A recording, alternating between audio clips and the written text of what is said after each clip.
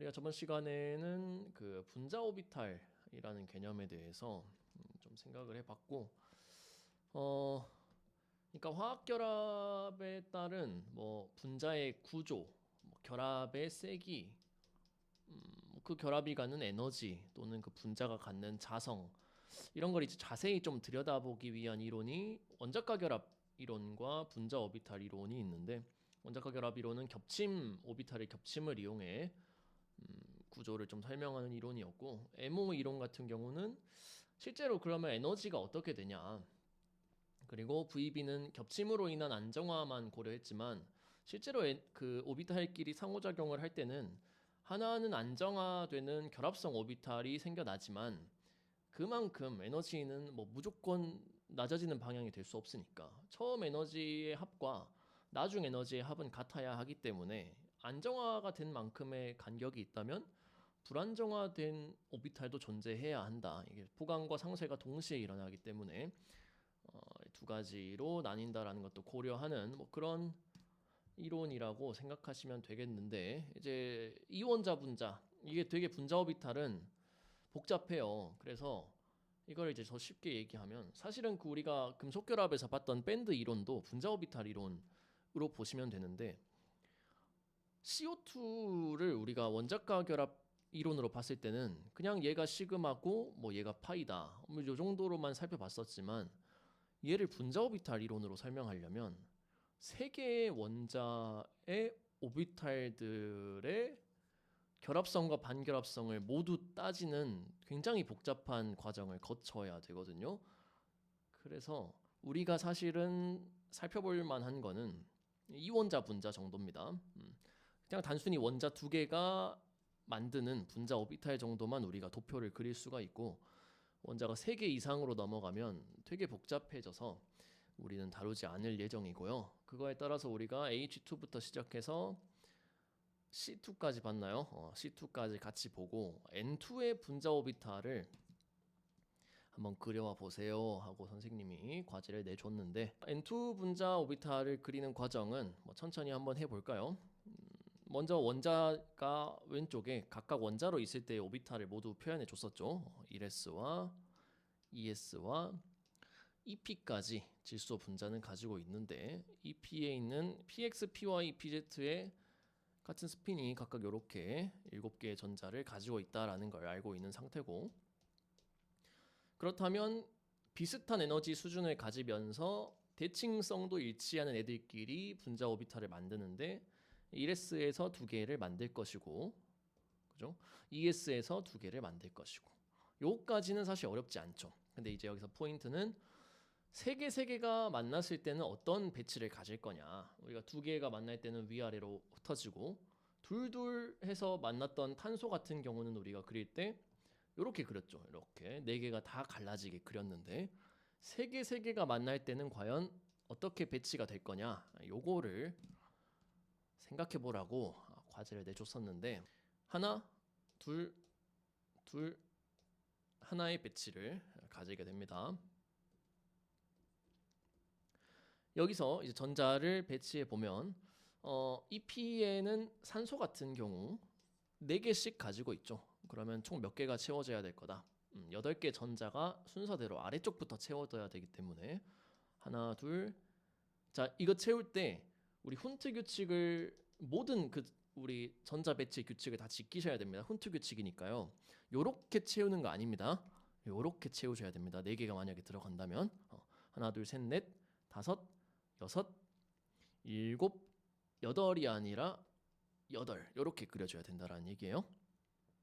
자, 이게 이제 산소 분자의 분자 오비탈 배치가 되겠고요. 결합 차수 계산하면 어떻게 되나요? 이것도 마찬가지 아래쪽 고려하지 않고 계산하면 되겠죠. 아래쪽에 결합성에 6개가 있고 빼기 반결합성에 2개가 있으니까 나누기 2를 하면 4 나누기 2니까 2죠.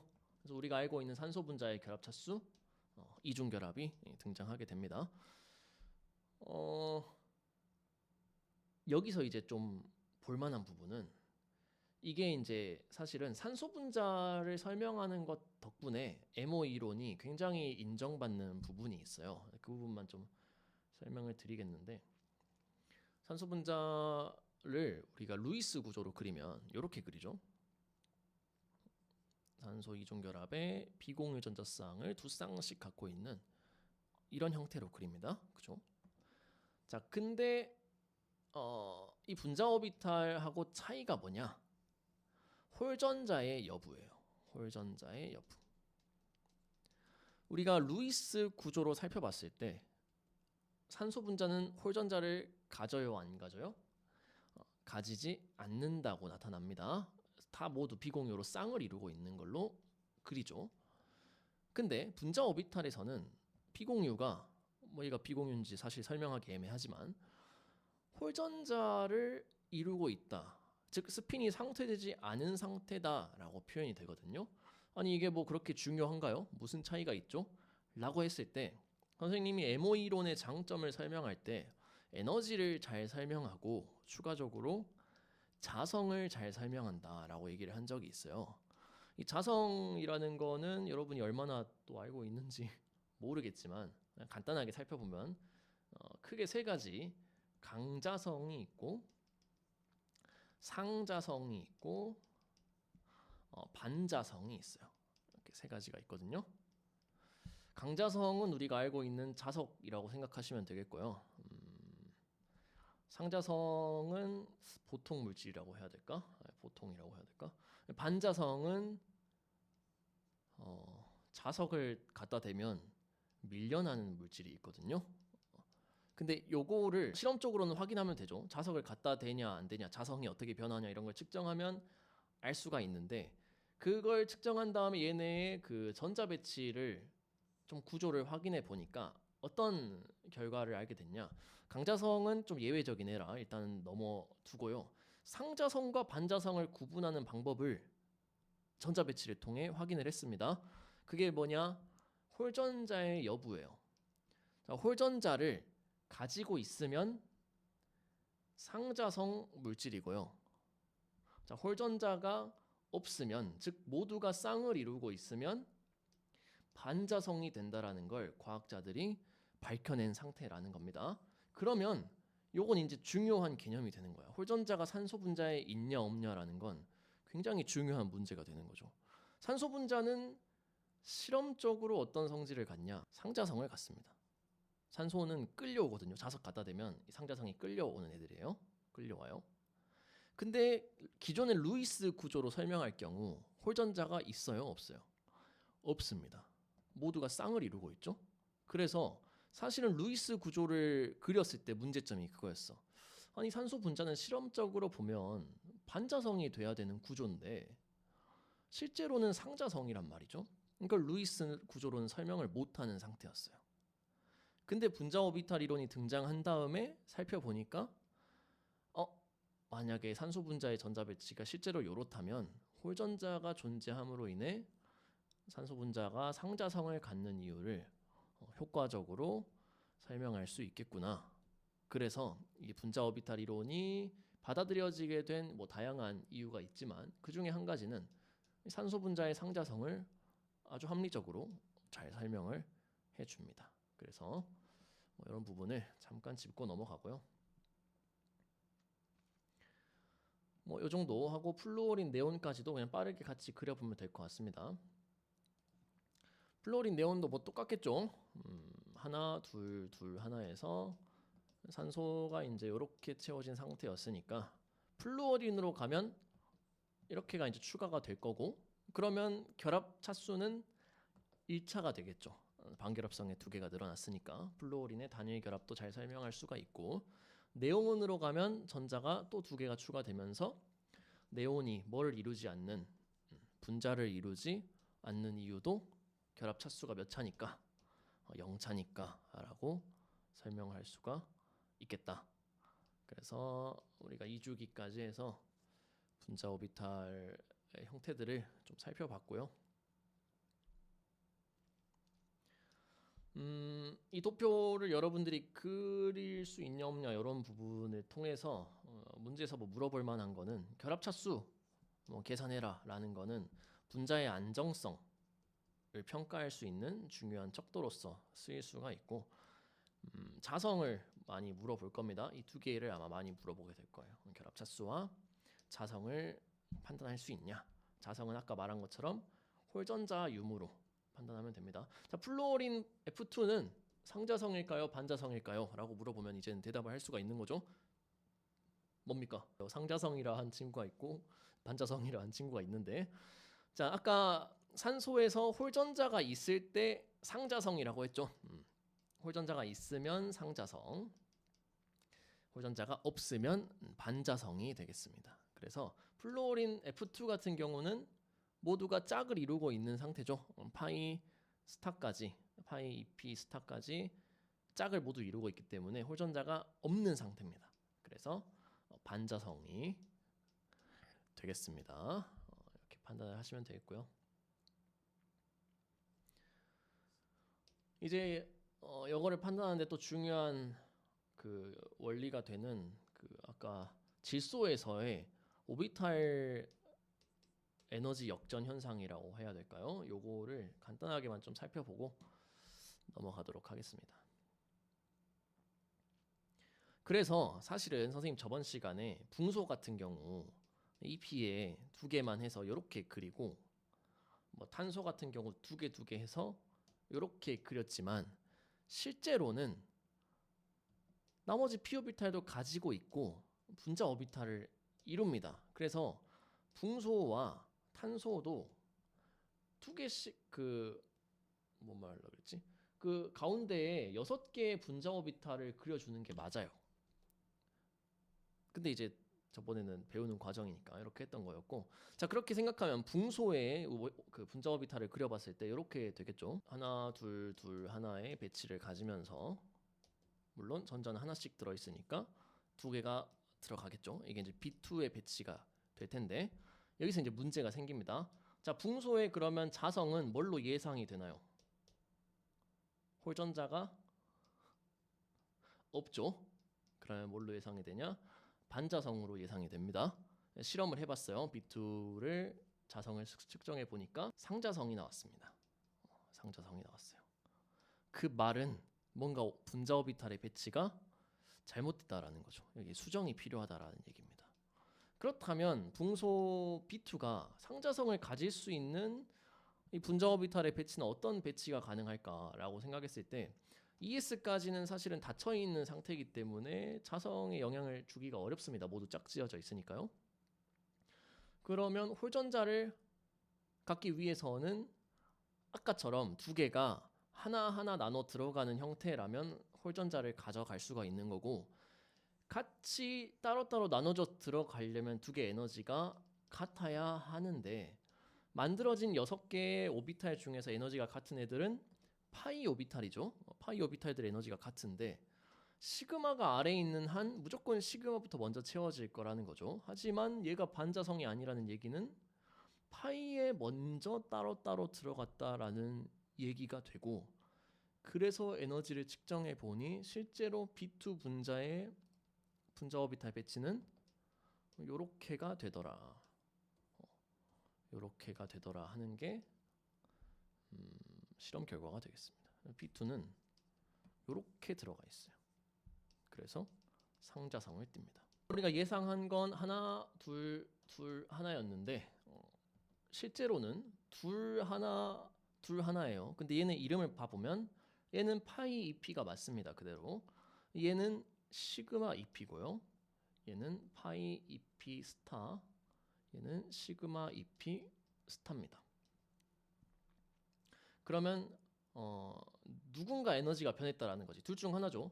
2개짜리가 안정해졌든지, 그지? 아니면 1개짜리가 튀어 올라왔든지 둘 중 하나겠지? 그럼 뭐가 움직인 걸까? 라는 거는 에너지 간격을 측정해 보면 되죠. 측정해 본 결과 여간격과 여간격은 같았어요. 그러면 누구는 그대로 있다. 파이는 그대로 있는 거고요. 누가 튀어 올라온 거다? 시그마 EP가 이렇게 튀어 올라온 겁니다. 시그마 EP가 튀어 올라왔다. 그렇다면 이제 그 이유를 설명을 해야 한다라는 거죠. 왜 시그마 EP가 예상은 아래쪽에 안정하게 있어야 되는데 되게 불안정한 위치에 있다라는 거예요. 이게 왜 일어났을까라는 걸 생각해 볼 때 오비탈 에너지가 위로 튀어오른 거는 우리가 사실은 지금 계속 다루고 있죠. H2 분자에서 하나였던 애가 하나는 어떻게 되고 깔아앉고 하나는 튀어 올라왔어요.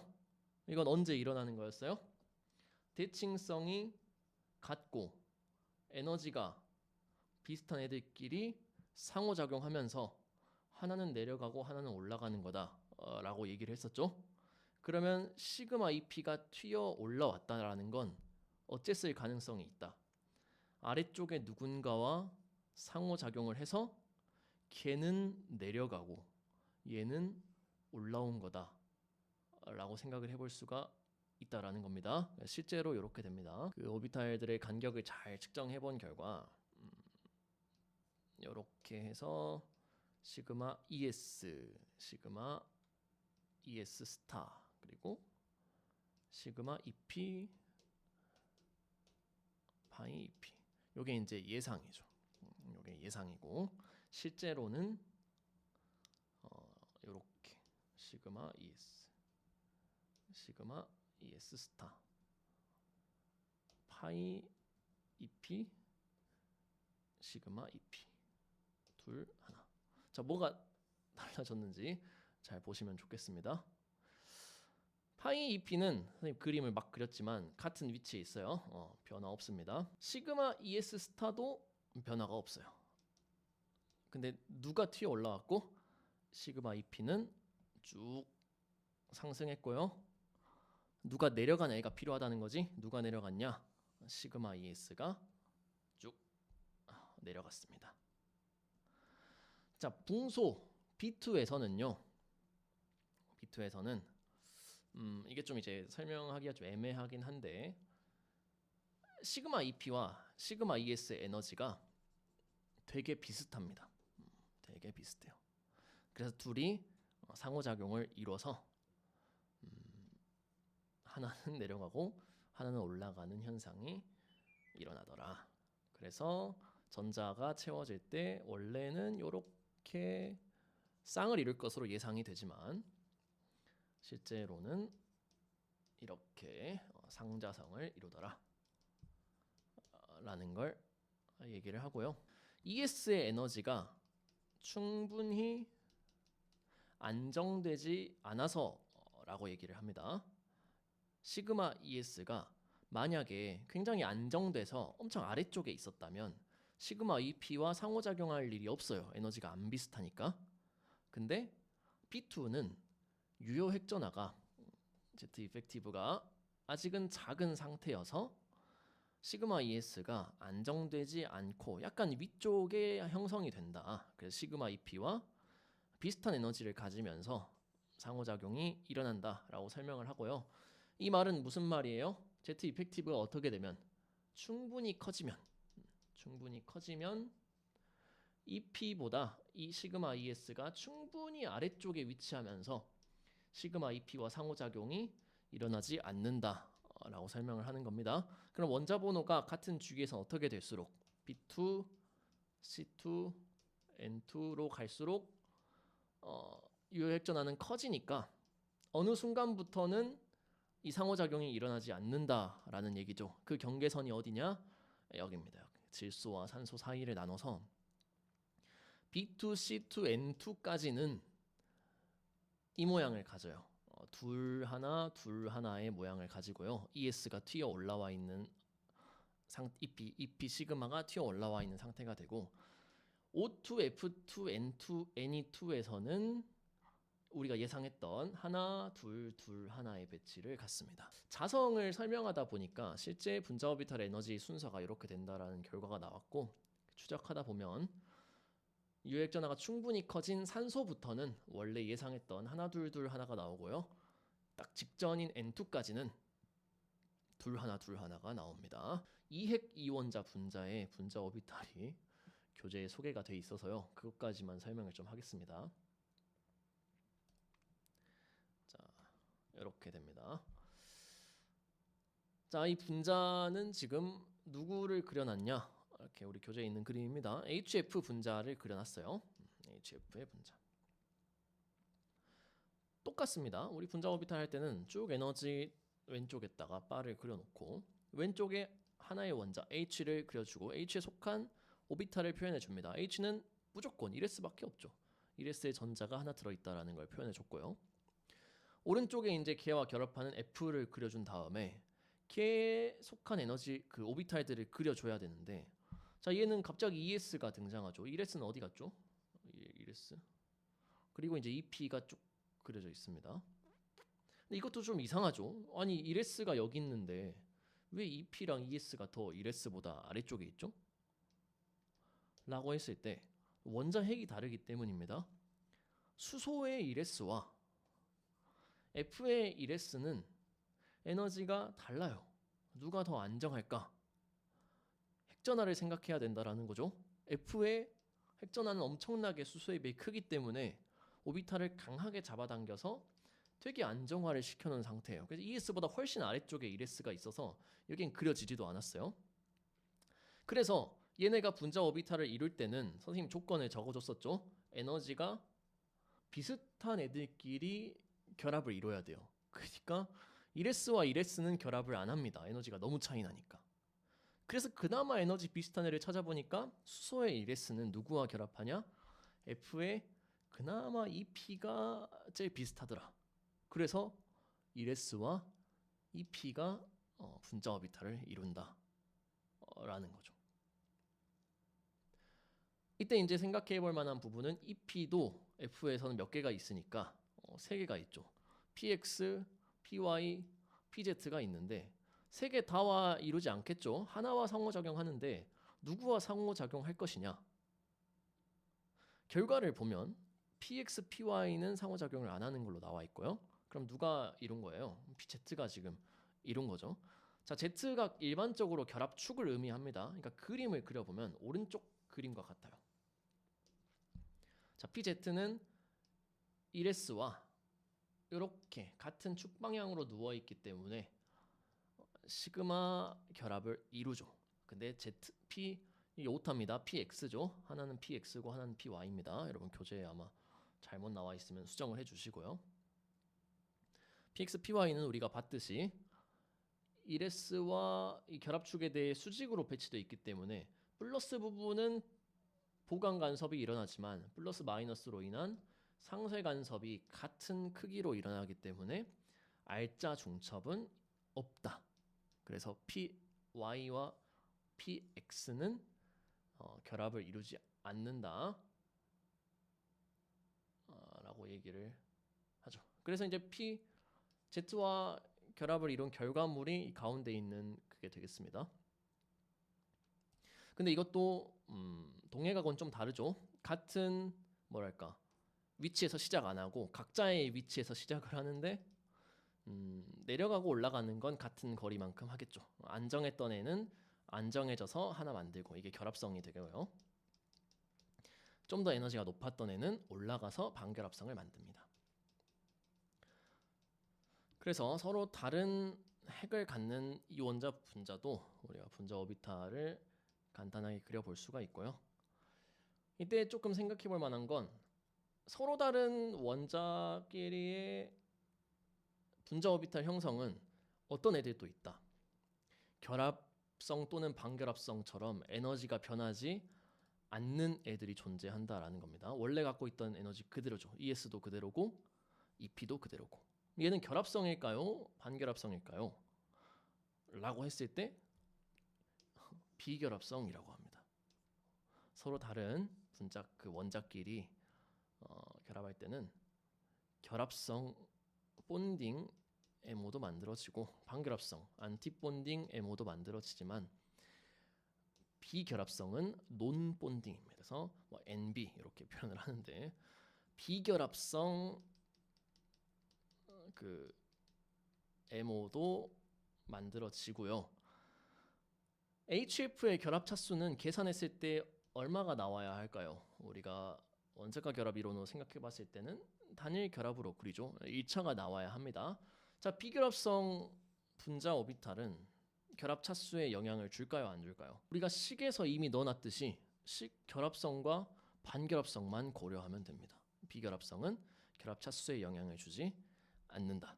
오로지 결합성과 반결합성만 고려하면 된다. 그러니까 여기에 결합성에 2개 들어가 있고 반결합성에 안 들어가 있죠. 그러니까 2 빼기 0 나누기 2를 해서 HF의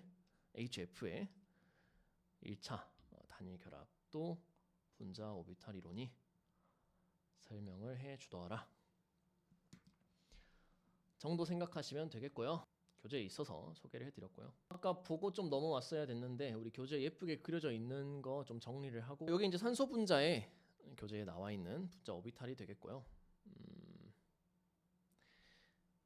우리가 결합성, 반결합성을 더하기 빼기로 표현을 하거든요. 이거 좀 보고 갑시다. 우리가 처음에 살펴봤었던 수소 같은 경우 수소의 1S는 더하면 결합성이에요. 그지? 빼면 반결합성이거든요.